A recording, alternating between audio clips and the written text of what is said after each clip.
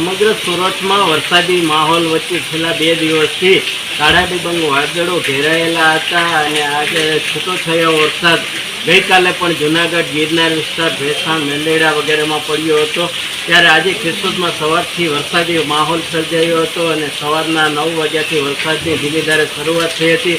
અત્યારે સતત વરસાદ વરસી રહ્યો છે। અડધાથી પોણા 1 જેવો વરસાદ પડી ગયો છે। રોડ પર પાણી ફરી વળ્યા છે અને આજના જે વાતાવરણને લઈને હજી વધુ વરસાદ પડે તેવી શક્યતા દેખાઈ રહી છે। રિપોર્ટર પ્રકાશ દવે, જૂનાગઢ। માં motor driving, safe and sure driving. Driving એ શોખ સાથે આપની મોટી જવાબદારી પણ છે। અમારા ઇન્સ્ટ્રક્ટર દ્વારા સચોટ અને સરળ માર્ગદર્શન